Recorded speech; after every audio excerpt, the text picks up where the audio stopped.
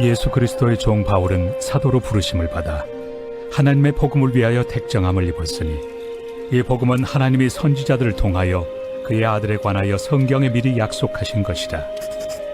그의 아들에 관하여 말하면 육신으로는 다윗의 혈통에서 나셨고 성결의 영으로는 죽은 자들 가운데서 부활하사 능력으로 하나님의 아들로 선포되셨으니 곧 우리 주 예수 그리스도시니라. 그로 말미암아 우리가 은혜와 사도의 직분을 받아 그의 이름을 위하여 모든 이방인 중에서 믿어 순종하게 하나니 너희도 그들 중에서 예수 그리스도의 것으로 부르심을 받은 자니라. 로마에서 하나님의 사랑하심을 받고 성도로 부르심을 받은 모든 자에게 하나님 우리 아버지와 주 예수 그리스도로부터 은혜와 평강이 있기를 원하노라. 성경 읽을 때 우리가 어떤 상황 가운데 성경이 쓰여졌는가, 우리 이 말씀, 이 성경이 누구를 대상으로 했는가 하는 것을 잘 아는 것, 이것을 여러분이 좀 파악하는 건 너무나 중요합니다. 우리가 이런 말, 힘들지 이 시험을 잘 이겨, 그런 말이 있어요. 문구가 있어요. 단어의 문장이. 여러분 그 단어는 선교사들에게 그 말이 들려지게 되면 그 선교지에서의 모든 어려운 여건들, 환경들, 때로는 그곳에 핍박받는 모든 일들을 잘 견디라는 거예요. 잘 극복하라는 말이 아니겠습니까? 이 시험을 치르고 있는 여러분 자기 자녀에게 힘들지 잘 견뎌. 그럼 이게 무슨 얘기겠어요? 중간고사, 기말고사 볼 때 좀 잘 보라는 얘기 아니겠어요? 여러분 만약에 그런 말이 여러분 다이어트하는 그런 자에게 말한다면 어떤 말로 여러분 무슨 말이 어떤 의미겠어요? 야 먹고 싶은 유혹 잘 견뎌. 그 말이라고요. 그러니까 같은 말이지만 그 상황, 대상에 따라 전부 다 다르다 그 말이에요. 이제 앞으로 좀 몇 주간에 걸쳐서 로마서 1장을 한번 살펴보고자 해요. 로마서를 전체 시작하게 되면 이제 아마 제가 은퇴 전에도 끝나지 못할 겁니다. 그래서 이제 한 1장만 보고 좀 중간에 또 이제 필요할 한 이제 그 중요한 구조를 좀 택해서 말씀 나눌 터인데 1장의 전체적인 내용을 좀 한번 몇 주간에 걸쳐 살펴보고자 해요. 그러기 위해서는 로마서의 배경을 아는 것이 너무너무 중요해요. 로마서가 어떤 상황 가운데 쓰여졌는가 하는 것을 알아야 된다 그 말입니다. 로마서는요, 전 세계에 영향력을 가장 많이 끼친 말씀이라고, 성경이라고 볼 수 있습니다. 그래서 많은 분들 성경이 로마서를 너무나 좋아하는 성경 가운데 하나입니다. 특별히 기독교의 복음, 구원에 대해서 아주 정확하게 우리들에게 알려주고 있는 그러한 책이 로마서입니다.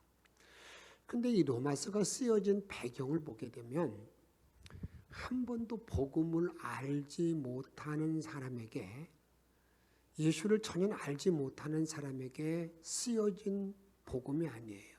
오늘 우리 1장에 오늘 본문에 보게 되면 이 복음에 대한 말씀을 말씀하고 있는데, 이 복음을 전하는데 한 번도 복음을 알지 못하는 사람들에게 쓰여주는 것이 아니라 성도로 부름받은 사람들, 이제 구원에 대해서 알고 있는 모든 사람들에게 이 복음을 다시 한번 이렇게 쓰는 거예요. 이게 로마서예요.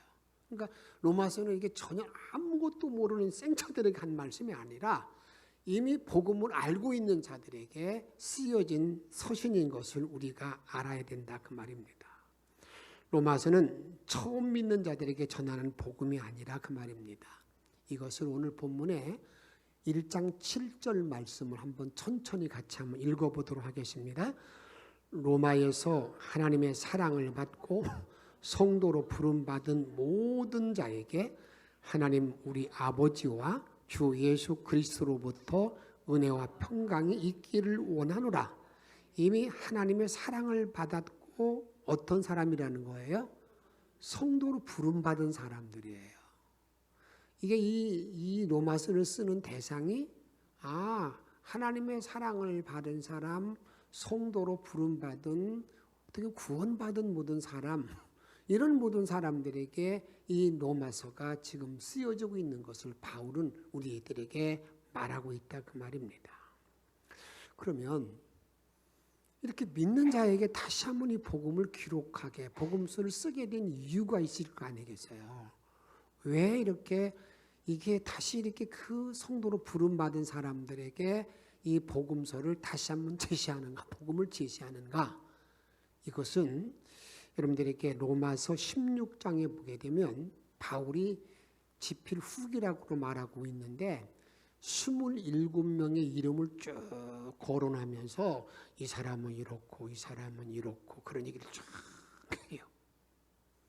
그래서 이 27명의 모든 사람이 나오는데 성경학자들의 말에 필리면 여기에 있는 27명은 5그룹 아니면 7그룹으로 나눌 수가 있다는 거예요. 5그룹 내지 7그룹으로 나눌 수가 있는데 그 말의 의미는 5교회 내지 7교회가 로마에 속해 있는 로마 안에 있는 5에서 7개 정도의 교회, 그런 교회에게 지금 편지를 쓰고 있다 그 말입니다. 우리가 갈라디아서 그러면 갈라디아서 지방, 갈라디아서 지방에 있는 많은 교회들에게 편지가 전달된 것처럼 지금 로마서도 로마에 있는 5개 내지 7개의 교회를 향해서 이 서신이 기록되어 있다 그 말이에요.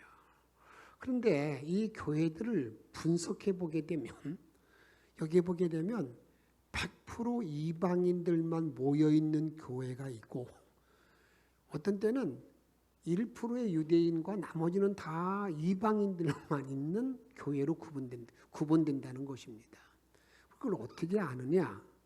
여러분들에게 우리나라 말에 보게 되면 돌쇠, 마당쇠 그러면 그들의 신분이 어떤 신분이에요?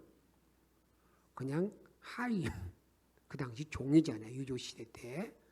그러면 여기에 나온 27명의 명단을 쭉 보면 이 사람은 볼 때 태어날 때부터 신분이 이런 신분이라는 게 대충 밝혀지는데 그런 모든 걸로 인해서 이렇게 교회를 좀 구분해 볼 신분을 구분한다 그 말입니다.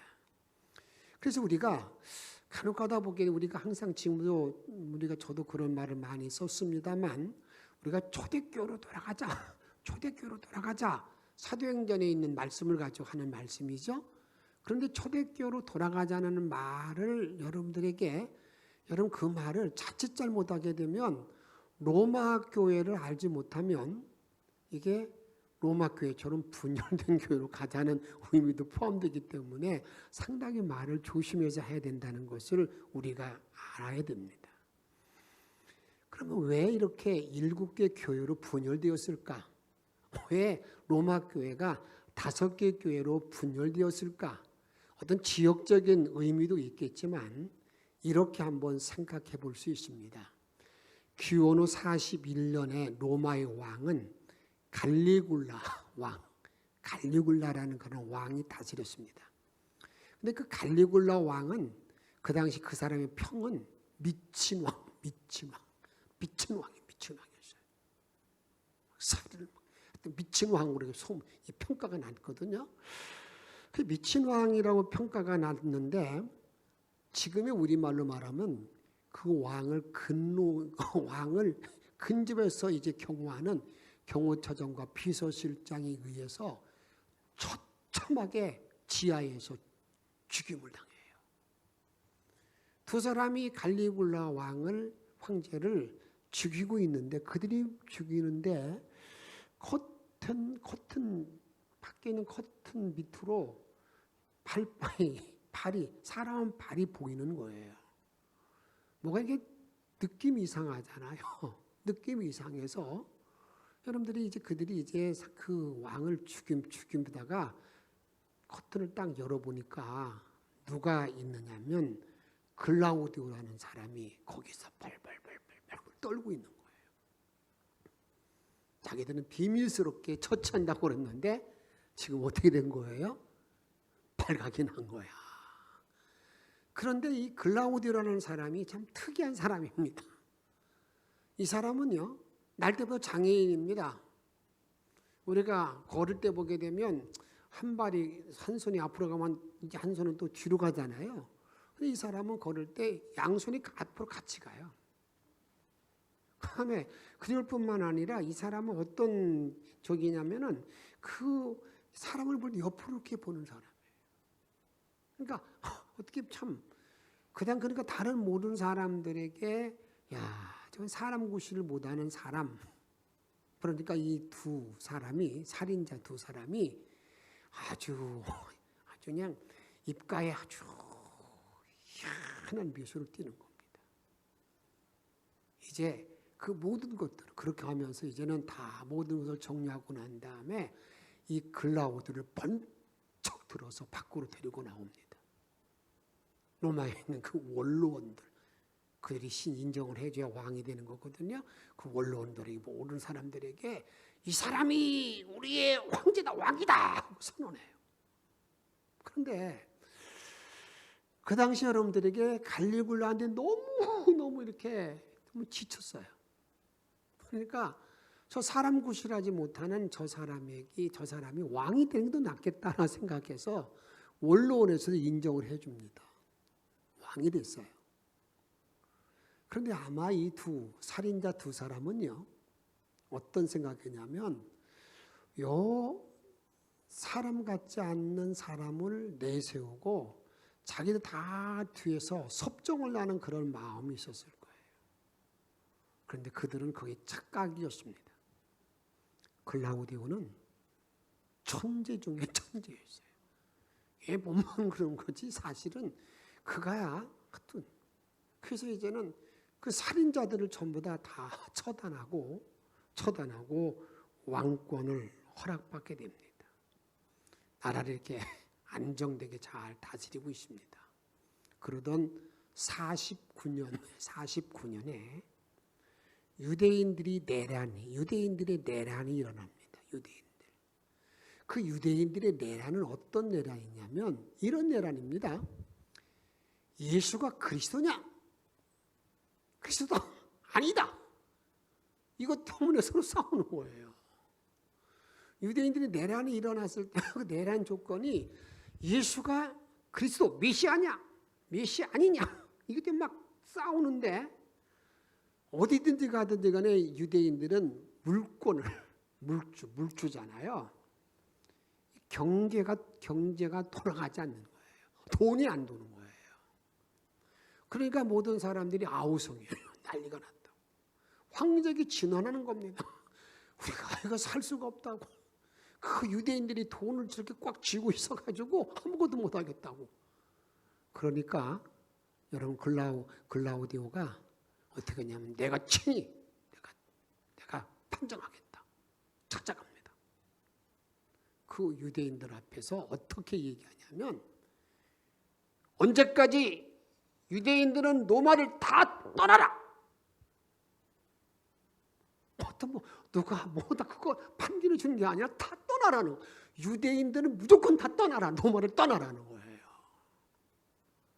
여러분 이런 명령을 내리고 났는데 그것이 우리 성경에 이렇게 기록되어 있습니다. 한번 성경을 보면 사도행전 18장 2절 말씀 아굴라라 하는 본도에서 난 유대인 한 사람을 만나니 글라우디오가 모든 49년 때 얘기해요. 모든 유대인을 명하여 같이 읽습니다. 로마에서 떠나라 한 고로 그가 그 안에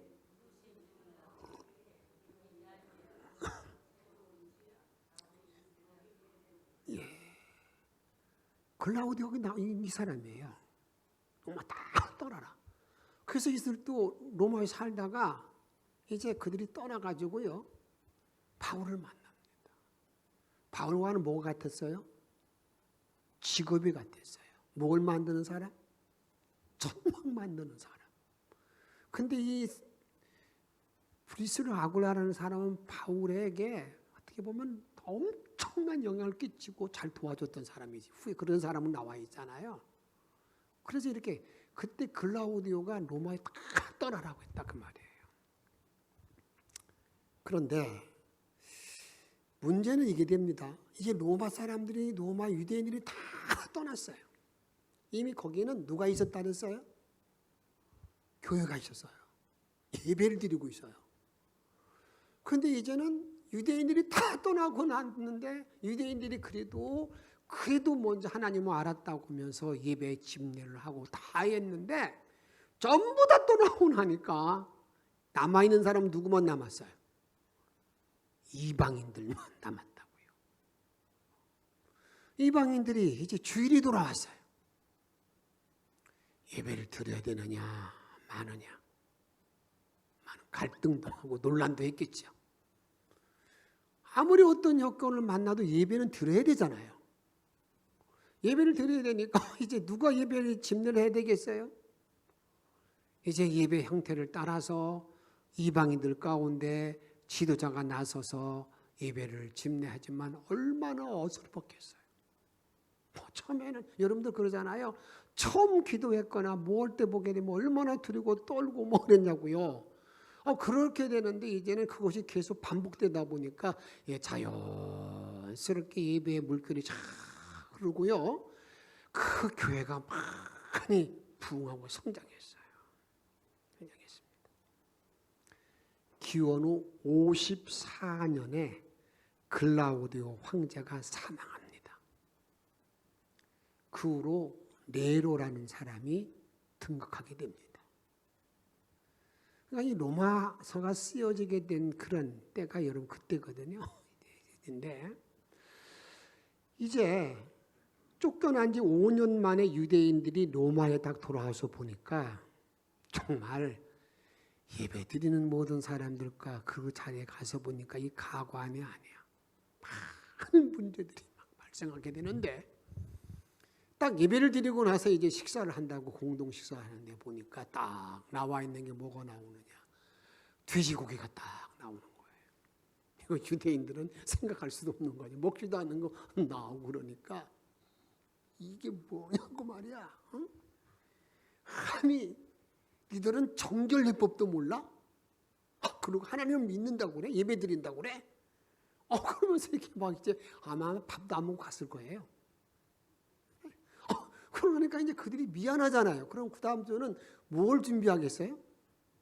유대인들이 먹는 소고기 반찬을 다 준비해놨네요. 그런데 이것도 문제가 됩니다. 유대인들은요, 정결례법에 따른다면, 여러분, 제사 드릴 때에 잡은 소 외에는 먹지 않게 돼 있거든요.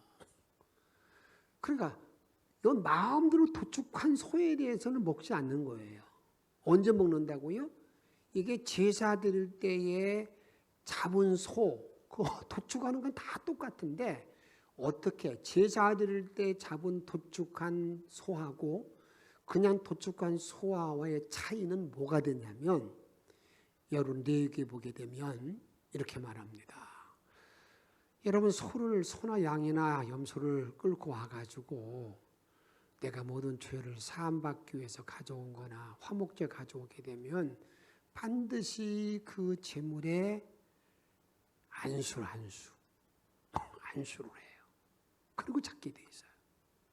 근데 세상의 도축은 그게 없고 그러니까 도축의 소하고 제사 드릴 때 도축한 소하고는 단지 무엇만 차이 나는 거예요? 안수를 했느냐 하지 않았느냐 그 차이밖에 없어요. 근데 유대인들이 볼 때는 이 마음대로 말이야 잡은 소를 어떻게 먹어? 이것도 또 이게 문제가 되는 거예요. 또 문제가 된다 그 말입니다. 그런데 또 이제 문제가 어떤 문제가 또 발생하냐면 와서 보니까 이제 이들이 말이죠. 그냥 이제 좀 지났다고 그러면서 막 자기들이 유대인들은요 자기들이 철저하게 유대인들의 공동체 속에서 사람들을 만나고 식사를 같이 하는 거거든요. 근데 이제는 뭐 그런 게 없어요. 그냥 뭐 유대인들 섞여서 막 하고 막 그러려고 그런다고요. 같이 맘먹고 그러려고 그런다고요. 이러니까 이게 기계 영의 마음이 언짢은 거예요. 이런 모습이 어디 나오느냐? 갈라디아서에 보게 되면 베드로가 여러분 이방인들과 함께 이방 사람과 함께 식사를 하다가 야고보가 그것에 와서 딱 보니까 베드로가 야고보라고 하는 사람들이 딱 유대인들이 오니까 어떻게 합니까? 그 자리를 슬슬 피해요. 한번 보십시다. 갈라디아서 2장 11절 읽습니다. 시작. 개벽 안독이 이르렀을 때에 책망받을 일기에 내가 그를 대면에 책망했다는 겁니다. 어떤 책망받을 일이냐? 12절 읽습니다. 야곱에게서 오는 어떤 일들이 이르기 전에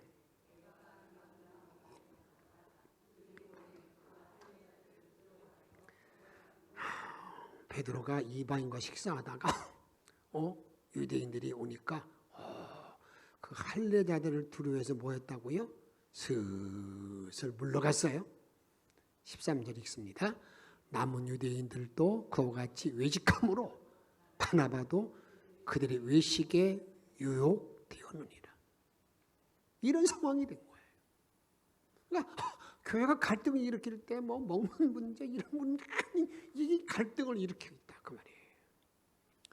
이제 이런 문제로 분쟁이 본격화가 됩니다. 그걸 다른 말로 말하면 주도권 싸움이라는 거예요. 5년 만에 돌아와 보니까 이제 이방인들이 다 이게 뭐 교회 뭐 다 자리를 차지하고 하고 있으니까 야, 본래 우리가 주인인데 주도권 싸움이 일어났다 그 말이에요. 이런 배경을 바로 알게 되면 로마서의 주제가 어떤 주제겠어요? 하나가 되는 것을 하나가 되는 강조하고 있다 그 말이에요. 그래서 한 번도 방문한 적이 없는 바울은 로마 교회에 편지하기를 지금 이리 서로 우리가 크다 내가 차리게 내가 이 주인인데 말이야 내가 목사님 내가 장로인데 이런 것 때문에 막 갈등을 일으키고 있는 그 자리에서 바울은요 딱 그들에게 첫 번째 말을 던질 때 뭐라고 던지느냐? 나는 종이야. 나는 예수 그리스도의 종이라는 거예요. 예수의 종이다. 내가 예수의 종이라는 걸 출발해서 종이라고 생각하면 어떤 거예요? 여러분께 종이라는 입장, 그 당시 종의 입장을 좀 말씀드리겠습니다만 일단 나는 너희들이 볼 때 내가 뭐 사도라고 그러지만 나는 종이야 종. 종의 입장에서 말하면서 그들이 화해하고 하나가 될 것을 지금 말하고 있다 그 말입니다. 1장 1절 말씀 잘 보세요.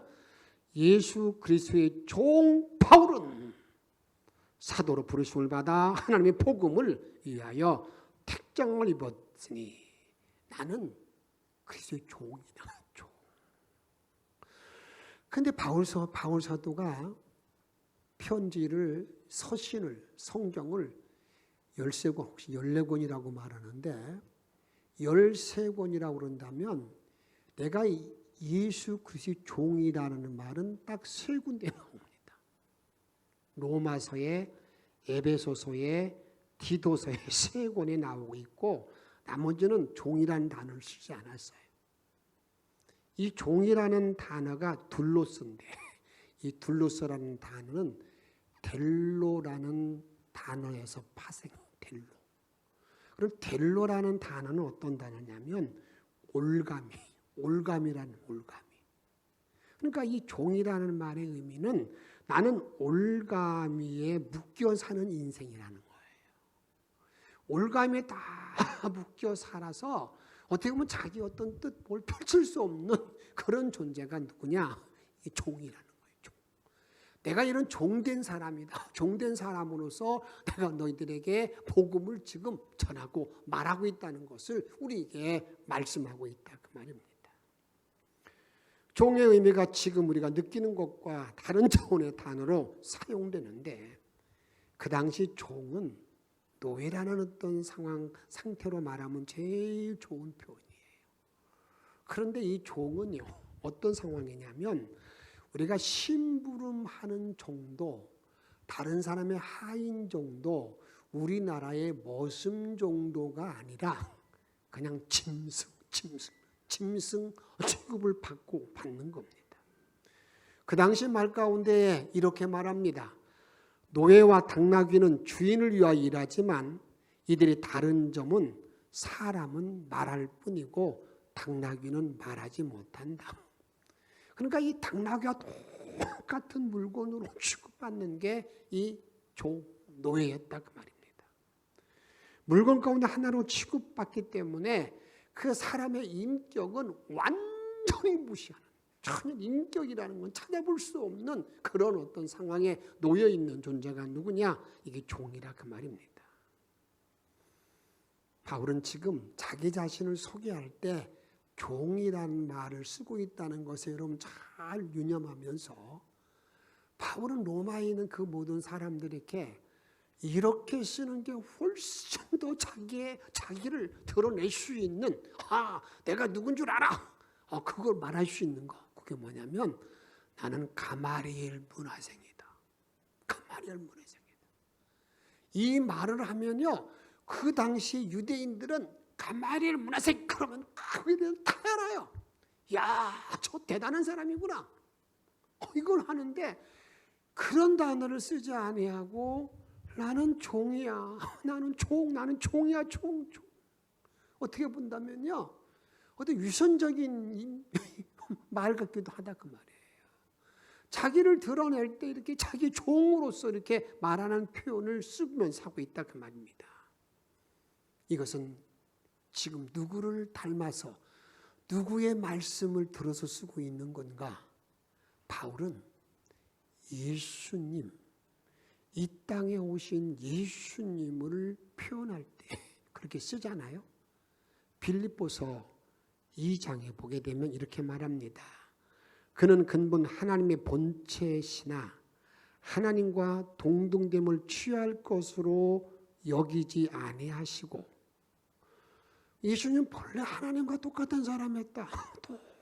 똑같은 사람이었다. 그런데 그 하나님과 동등됨을, 나는 가마리엘 문화생이라는 그 입장을 말할 수 있지만 그 입장을 취하지 아니하고, 나는 누구라고 말할 수 있는 그런 위치에 놓여 있는 이런 거기 취하지 아니하고, 그 다음에 여러분들이 7절 말씀 읽습니다. 시작. 오히려 자기를 비워 종의 형체를 가지사 사람들같이 되셨고, 자기를 뭐 했다고요? 자기를 비워서 종의 형체로 오신 예수님을 생각합니다. 내가 너희들에게 내가 이런 위치에 있는 사람이라고 말할 수 있지만 그것을 취하지 아니하고 내가 종이야, 나는 나의 종이라고 말하면서 그들에게 너희들 말을 계속 다투고 뭐 하고 하지 마, 그런 말을 지금 전하고 싶은 바울의 첫 번째 메시지가 나오고 있다 그 말입니다. 우리가 이 종 그러면 출애굽기 21장에 나와 있는 귀뚫린 종을 우리가 잘 알아야 됩니다. 여러분, 종은 짐승 취급을 당하지만, 그러나 율법에 따라 의하면 언젠가 자기들은 종의 신분, 노예의 신분을 벗어날 수 있는 소망이 있어요. 나는 언젠가 이 종의 신세를 벗어난다, 노예 신세 벗어난다, 이런 어떤 소망이 주어져 있습니다. 그런데 이제 그 종이 자기가 그러한 신분을 벗어날 때가 되었을 때, 나는 자유를 갖지 않겠습니다. 나는 차라리 여기에 이 주인의 종으로 남겠습니다. 그렇게 말하면, 그렇게 사인하게 되면 여러분 귀를 뚫어가지고 귀 뚫린 종으로서 그렇게 그를 삼아 놓는 거예요. 귀 뚫린 종. 여러분, 이것이 종의 의미인데 바울은 지금 그걸 말합니다. 내가 종이라는 것은 내가 자유롭게 내가 살아갈 수 있지만 내가 그리스도의 귀뚫린 종으로 내가 살아가는 사람이다. 이런 말의 의미 속에서 지금 종의 개념을 지금 말하고 있다 그 말입니다. 그래서 귀뚫린 종은 여러분 귀뚫리는 순간에 내가 종의 신분을 벗어나서 자유를 얻는 그러한 감격과 기쁨 그것 때문에 눈물 흘리는 것이 아니라 내가 이 사람의 종이 종으로 남는 데에 대한 감격에 눈물 흘리는 거 이게 귀뚫린 종이에요. 왜 그러면 감격에 눈물을 흘릴까? 다른 데 있지 않습니다. 자기가 종으로 살았지만 주인은 자기에게 지금까지 너무너무 따뜻하게 배려해주고 자기를 인정해준 것에 대해서 생각하니까 너무 감격스러운 거예요. 내가 종의 신분을 벗어나서 세상의 모든 세파에 흔들려 살기보다는 내가 차라리 여기 이 사람의 종이 되어 사는 것이 훨씬 더 내가 더 행복하다. 이런 느낌, 이런 어떤 결단이 섰기 때문에 그가 귀를 뚫린 종이 되었다 그 말입니다. 그런 의미에서 눈물 흘리고 있다 그 말입니다. 한번 잘 한번 생각해 보십시다. 정말 저와 여러분들은 내가 예수님의 종으로서의 눈물이 있는가? 주님의 그 은혜의 사랑에 너무나 감격해서 내가 눈물을 흘리고 있는가? 그런 눈물 가운데 있는가? 바울은요, 자기 확신이 있습니다. 내가 천인공노할 그러한 사람인데 그 하나님의 사랑을 내가 얻고 보니까 너무나 하나님의 사랑 확증받은 증거가 있다는 걸 말하고 있습니다. 로마서 5장 8절에 보게 되면 우리가 아직 죄인 되었을 때에 그리스도께서 우리를 위하여 죽으심으로 하나님께서 우리에 대한 자기 사랑을 확증하셨느니라.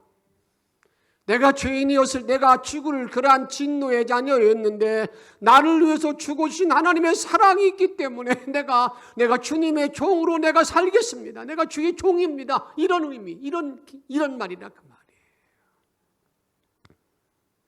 지금 교회의 문제는 이런 하나님의 은혜에 대한 사랑에 대한 감격은 사라지고 자꾸 때로는 말씀을 앞세워가지고 사람을 비판하고 평가하고 다음에 그런 일들이 너무나 난무해서 참 어려운 가운데 있는 걸 많이 보게 됩니다. 제가 부끄러운 고백 하나만 드리고자 합니다. 2009년도의 일이죠. 제가 총무로 딱 3년을 마치고 났는데 재시임을 받아야 돼요. 새로운 감독님이 되신 분이 연애 준비 잘 맞춰놓고 난 다음에 딱 하나 선거 때 자기를 찍지 않았다고 총무 그만두라고 해서 많은 어려움 가운데 정말 피눈물 나는 일들이 있었습니다. 무슨 다른 그런데 제가 감독 선거할 때 그분이 나서서 계속 자기가 이제 도움을 줬던 사람을 찾아가서 이용원 목사는 인격이 안 돼. 자질이 없고 왜 다 들어오잖아요. 얼마나 괴롭겠어요. 그러면 역전돼서 이제 감독이 됐어요. 내가 뭐 할 수 있어요? 칼자루가 있잖아요. 그러나 저는 모든 걸 항상 공평하게 한다고 해서 그러니까 그래서 그분에게 또 설교하시는 기회도 주고 그랬더니 그분이 이제는 크게 어떤 감동이 됐는가 봐요. 연애도 너무 잘 그러면서 막 그 감독들 모여있는, 전임관 모여있는 그런 자리에서 막 뭐 칭찬을 하더니 밥을 사준다고 오라고 하더라고요. 그럼 뭐 이미 뭐 이제 그런 걸 다 잊어버린다고 생각했지만, 여러분, 그게 긍휼이잖아요, 긍휼. 그러고 났을 때 제가 느낀 건 뭐냐면, 정말 처음에는 보기 힘들고 어려웠어요. 제가 막 불만증에 눈이 빠르게 막, 정말 힘들고 어려운 때를 지났기 때문에. 생각해 보세요. 아들 대학생들, 딸 대학생 다니는데 아무것도 없이 내쫓아놨으니 뭐 사람 그렇게 할 수 있겠어요? 그건 뭐 정말 제가 그런 말씀 드리면 여러분 미안하지만 정말 이게, 그런데 이런 모든 자리에서 긍휼을 함께 나눌 때, 그때부터 이제 그것이 오히려 나에게도 복이 되는 걸 제가 알게 됐어요. 주님 말씀하신 것처럼 긍휼을 베푸는 사람은 긍휼을 있는 것처럼, 내가 하나님 앞에서 살아있는 모든 존재가 뭡니까? 하나님의 긍휼 때문에 살아있는 거 아니겠어요? 긍휼 때문에 종이 되었다고 자기를 말하고 있다 그 말입니다. 또 하나 종이 되었다는 말의 의미는 무슨 말인 줄 아세요? 이게 소속감. 내가 예수께 속했다, 주님께 속겠다라는 것을 말하는 거예요. 속겠다. 나의 주인이 예수야, 내 주인이 예수 그리스도야. 그 말의 의미는 무슨 말이냐면, 나는 영향을 받는데 주님의 영향을 받는 사람이야, 다른 사람이 아니라 예수의 영향만 받는 사람. 사랑하는 여러분, 우리는 지금 세상의 가치관이 나를 전부 다 그냥 밀어내고 있습니다. 세상의 가치관 속에서 영향을 받고 있습니다. 그러면서 이렇게 말합니다. 나를 그냥 놔둬요. 내가 알아서 할 테니까요. 무슨 말을 해도 잘 듣지 않아요. 말씀이 있다고 해도 안 들어요. 오늘 주님은 말합니다. 바울을 통해서 나는 그리스도의 종이야. 나는 주님의 말씀에 순종하는 사람이야. 나는 말씀대로 움직이는 사람이야. 이런 말의 의미로 지금 뭐 하라는 겁니까? 로마의 복음을 다시 한번 이렇게 정확하게 제시하고 있어요. 이런 의미를 기억하면서 로마서 1장을 한번 살펴보는 가운데 참 우리가 다시 한번 복음으로 재무장해서 하나님의 능력 안에 바로 거하는, 이제 오늘 우리들에게 앞으로 보면 복음은 하나님의 능력이라고 그랬는데 하나님의 능력이 지배하는 영전의 성도들이 다 되어지기를 주의 이름으로 축복합니다. 303장 찬양하겠습니다.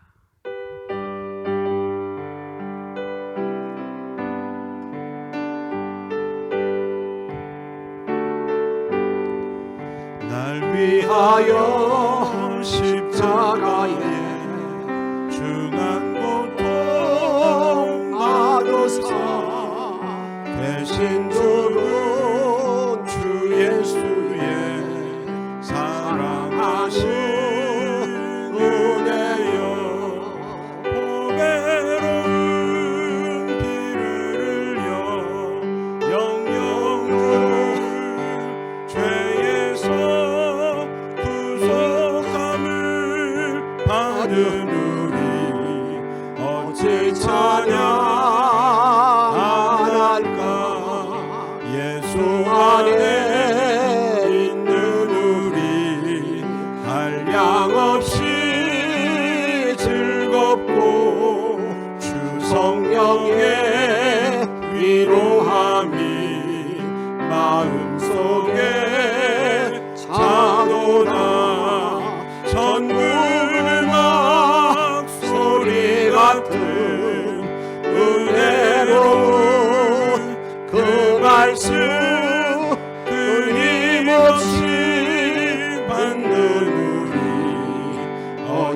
찬양 안 할까 이 세상의 모진 풍파 쉬지 않고 불어도 주님 안에 보호받는 우리 마음 변하다 늘 깨어서 기도하고 저 천국을 바라며 주님만을 기다리니 어찌 찬양 이 세상의 모진 풍파 이 세상의 모진 풍파 쉬지 않고 불어도 주님 안에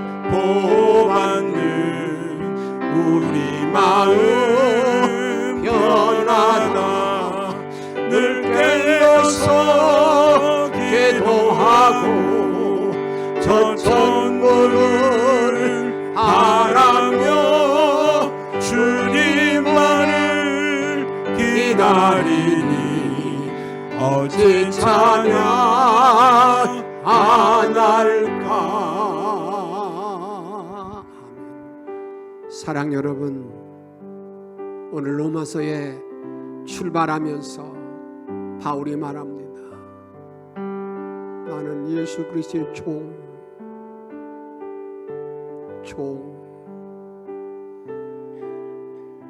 주님의 종된 기쁨과 감격이 있습니까?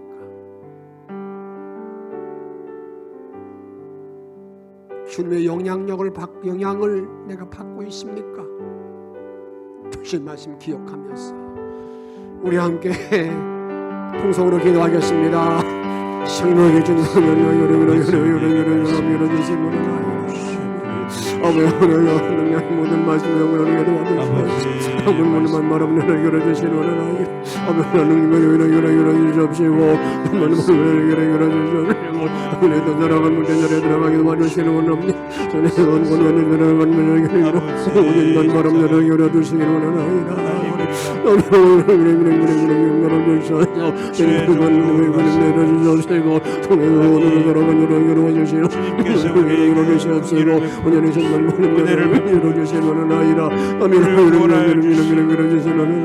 놀라운 하나님 우리도 하나님 아버지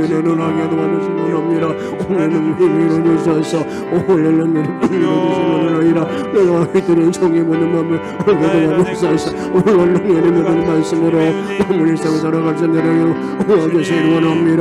정말 늘어주시기 원합니다. 오늘 건너자로 갈 수 있도록 들어가기를 원합니다. 놀라운 영광을 하나님만 바람대로 도와주시기 원합니다. 오늘 건너로만 바라볼 수 있도록 오늘 벌써 있는 이들을 주셔서 우리를 내려주시기 원합니다. 아버지 영예로우신 너희를 주셔서 우리를 주시고 너만 바람으신 하늘을 열시는 하나이라. 정말 주의 성으로 말미암아 이런 것들은 총의 감격이 있습니까? 이런 눈물이 있습니까? 왜 이름을 열주시는 하나이라. 하나님 이제 마지막 말씀을 열어주시옵시고 너의 무사람을 열어주셔서 아미라노처럼 열어주시옵시고 이 은혜 그 능력 힘든 말씀으로 하나님만 바람을 도와주시는 하나이라. 내가 주님의 영향을 열어주시는 원합니다. 내가 주님의 보호받는 주인들을 받을 수 있는 복된 미움을 도와주시는 원합니다. 이런 놀란 데다 나가시는 일을 도와주셔서 이제 그 능력으로 하나님만 바라보는 일을 도와주시는 원합니다. 성령의 권능을 이끌어 주옵소서. 우리에게 생명과 능력 되시는 예수 그리스도의 이름으로 감사하며 간절히 기도하옵나이다. 아멘.